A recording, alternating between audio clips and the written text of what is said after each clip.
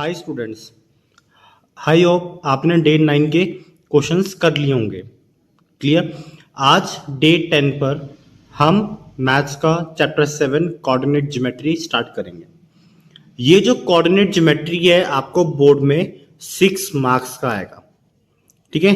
Most probably इस chapter से क्या आती है, आपको केस स्टडी आती है।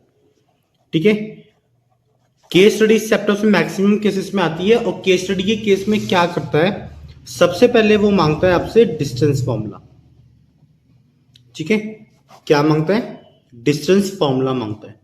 जैसे कि आपको याद होगा डिस्टेंस फॉर्मूला क्या होता है, x2 माइनस x1 का whole square plus y2 minus y1 का होल स्क्वायर।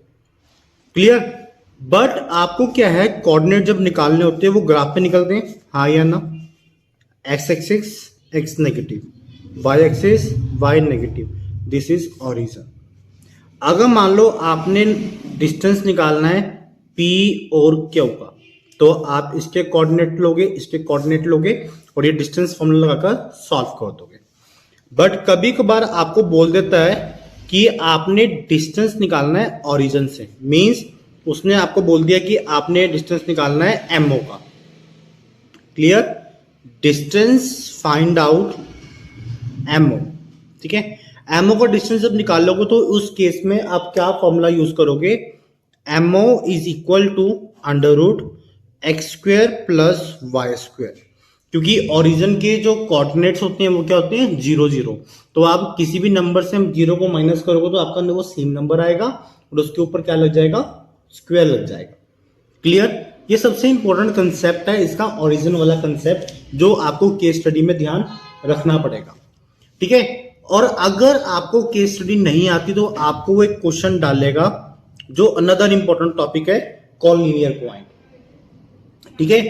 कॉनलिनिटी होता है, कॉनलिनिटी में का मतलब क्या होता है कि एक लाइन है उसको 3 कोऑर्डिनेट्स में डिवाइड हो गया। ठीक है, ए बी सी। ठीक है। और कॉनलिनिटी जब प्रूफ होगी जब आप इसकी ये 3 कंडीशंस फुलफिल करोगे। ठीक है। ये कंडीशंस आपको फुलफिल करनी पड़ेगी। पहली कंडीशन क्या होती है, A B plus B C is equal to A C. Second is A C plus B C is equal to A B.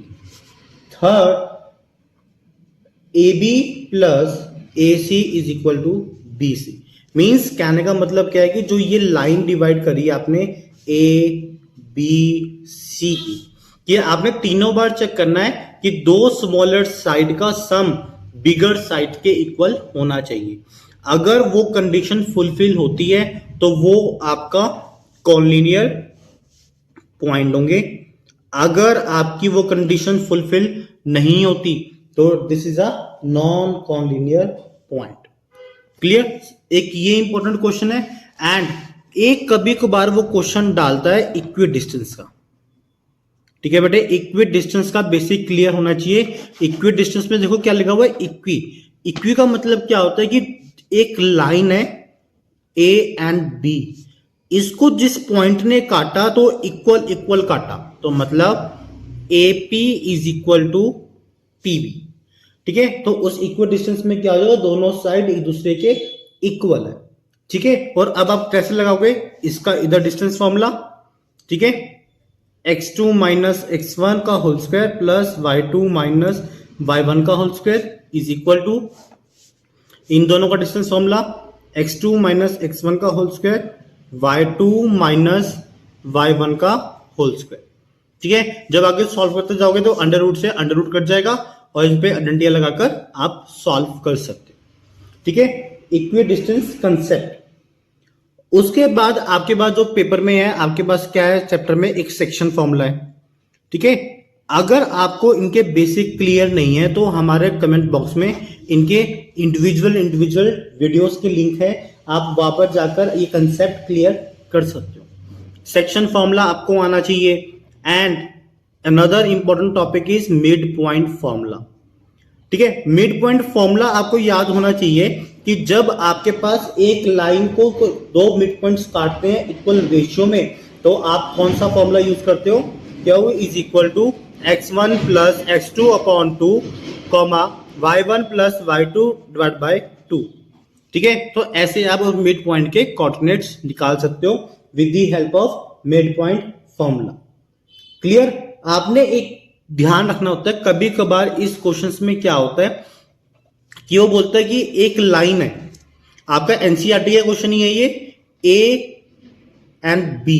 ठीक है, एक पॉइंट ने काटा पी ने, एक पॉइंट ने काटा क्यू ने।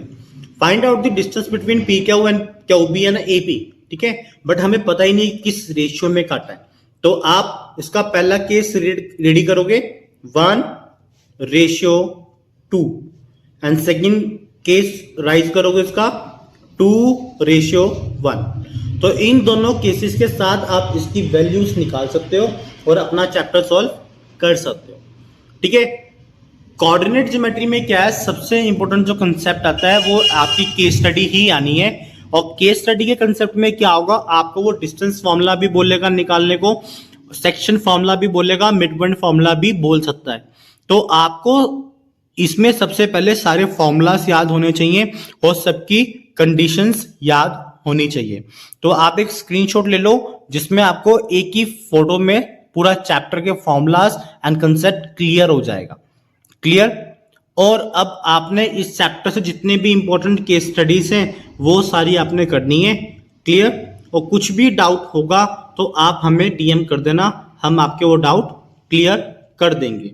तो अब आप डे 10 का चैप्टर कोऑर्डिनेट ज्योमेट्री भी आज खत्म करें। कल हम डे 11 पर अपना चैप्टर स्टार्ट करेंगे